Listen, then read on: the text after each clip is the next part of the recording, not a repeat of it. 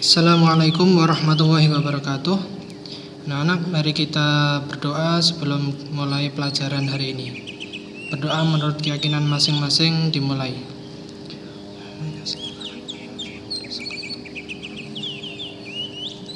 Ya, selesai. Baik, semoga kita selalu diberikan kesehatan dan semoga wabah COVID-19 ini segera berakhir ya.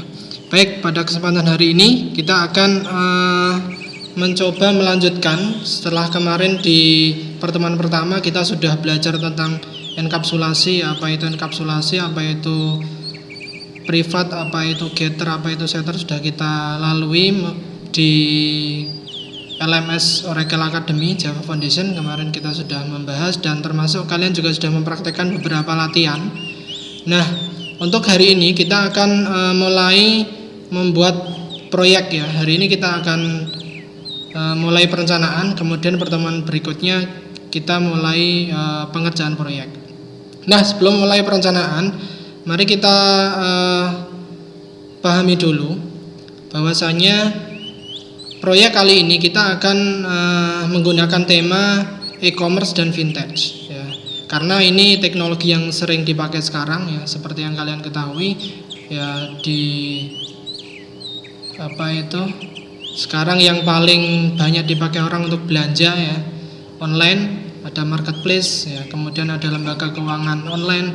Nah, ini yang akan kita bahas dan nanti akan kita hubungkan dengan materi kita kemarin mengenai enkapsulasi. Baik, sebelum kita masuk ke pembahasan yang lebih dalam, kita akan berkenalan dulu apa itu e-commerce dan vintage ya. Baik, jadi e-commerce itu adalah proses pembelian maupun penjualan produk secara elektronik dan sekarang ini sedang berkembang ya, sangat pesat, bahkan mungkin bisa dibilang sudah menggantikan toko tradisional. Banyak sekali toko tradisional yang sudah berpindah ke e-commerce atau offline atau online.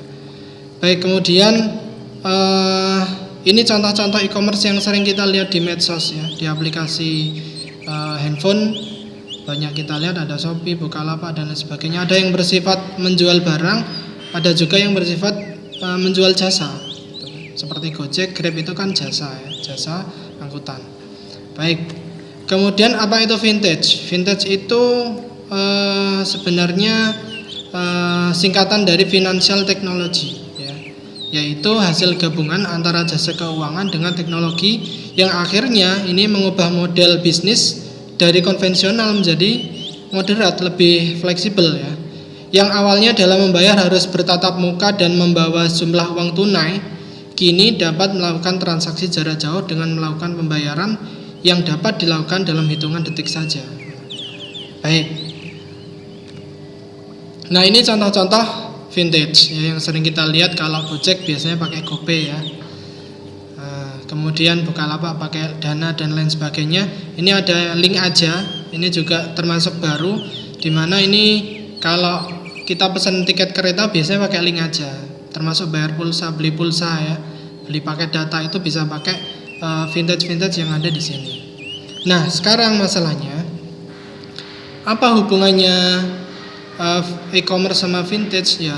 Seperti yang kita pahami bersama bahwa biasanya setiap e-commerce atau mungkin jasa angkutan online ya, seperti misalnya Grab, itu pasti punya sistem keuangan yang mana biasanya sistem keuangannya ini dikelola oleh pihak ketiga. Dalam hal ini Grab menggunakan OVO.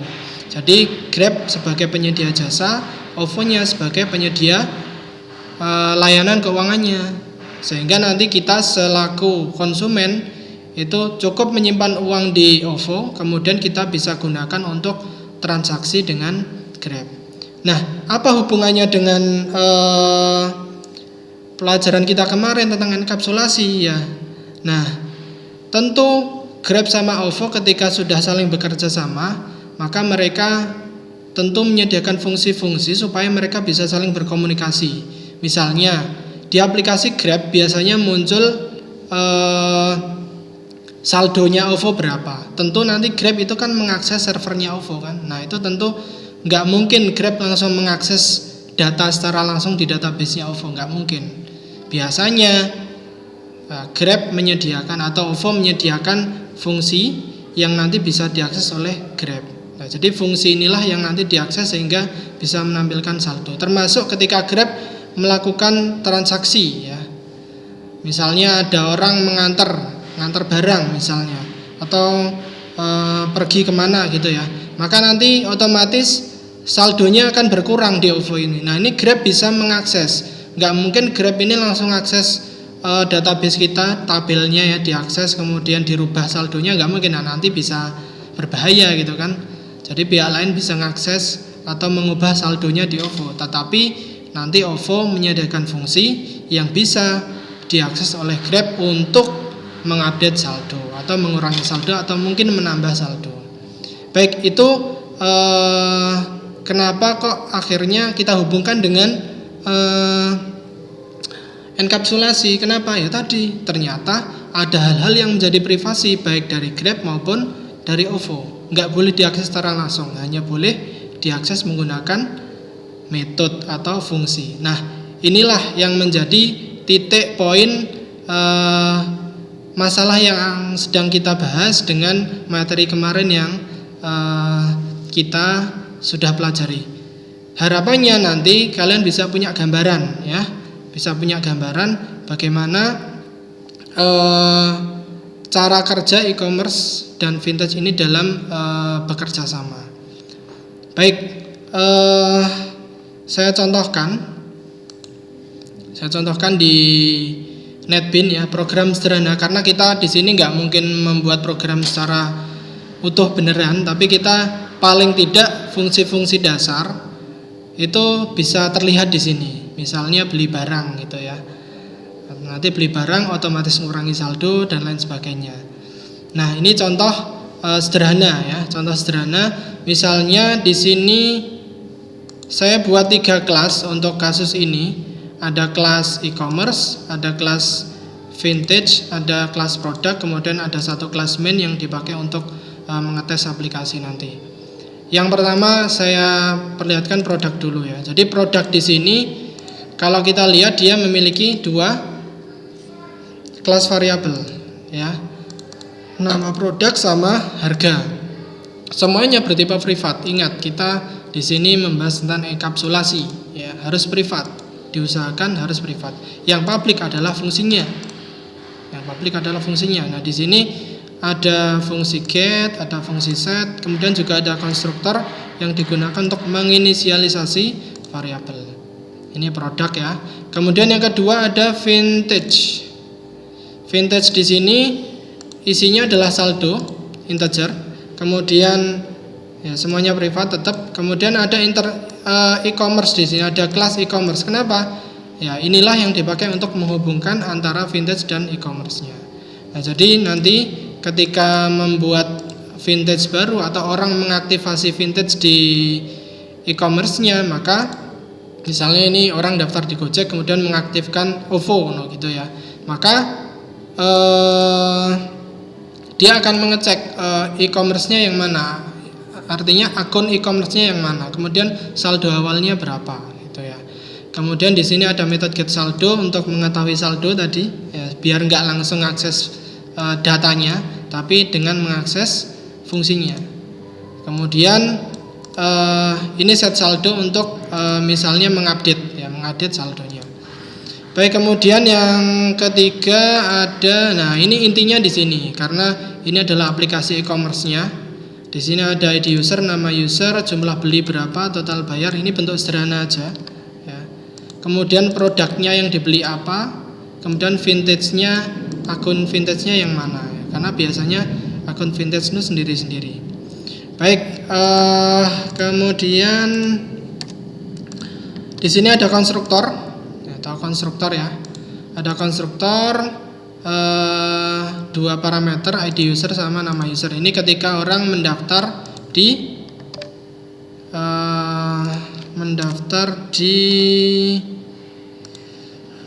e-commerce-nya. Misalnya orang daftar di Grab misalnya, maka ini ya katakanlah dicatat ID usernya sama nama usernya lah.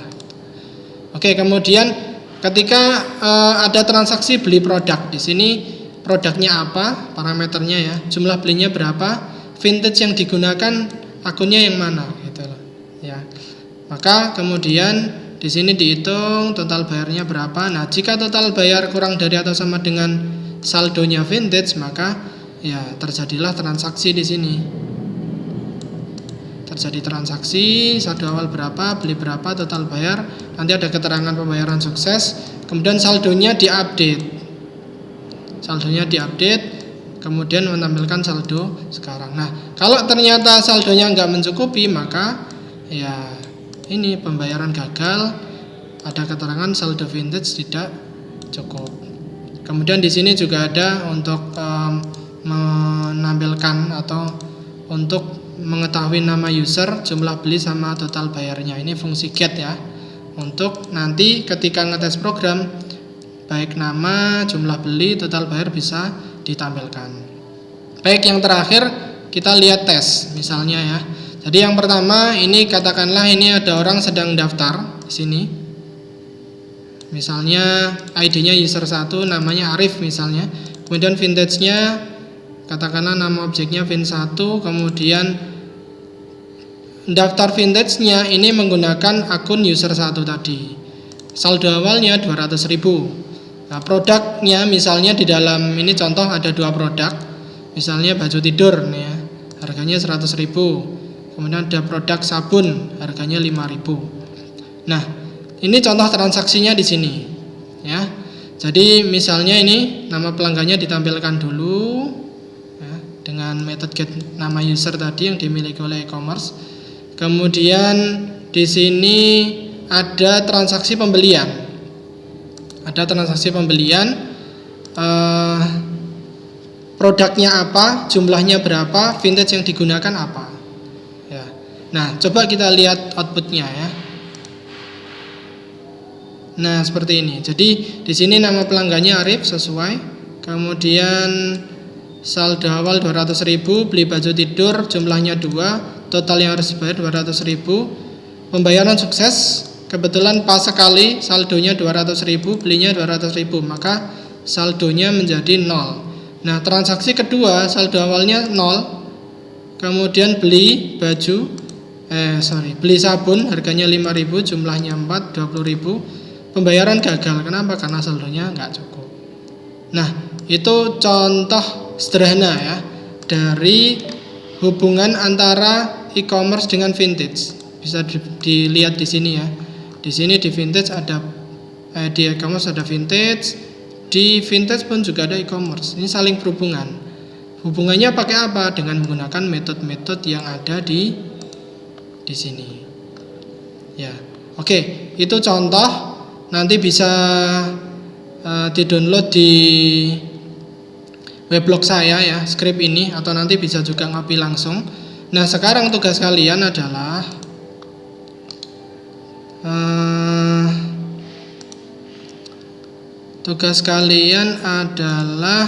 merencanakan atau buat kelompok dulu ya, maksimal 3 anggota.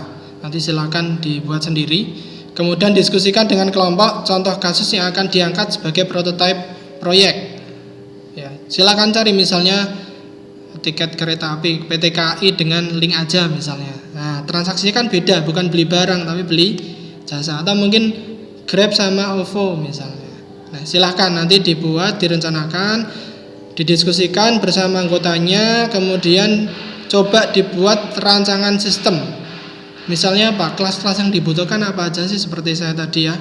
Kelasnya ada berapa, kemudian metode atau properti yang harus ada apa saja. Baik, itu proyeknya yang harus kalian buat untuk ya hari ini perencanaan dulu. Yang penting perencanaan, mungkin nanti pertemuan berikutnya bisa kalian lanjutkan dengan mulai mengerjakan proyeknya dengan langsung melakukan pembuatan kode program. Baik, saya kira itu pertemuan hari ini.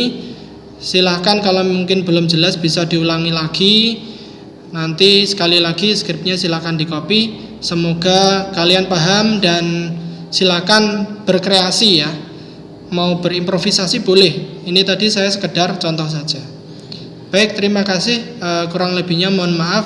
Saya akhiri. Wassalamualaikum warahmatullahi wabarakatuh.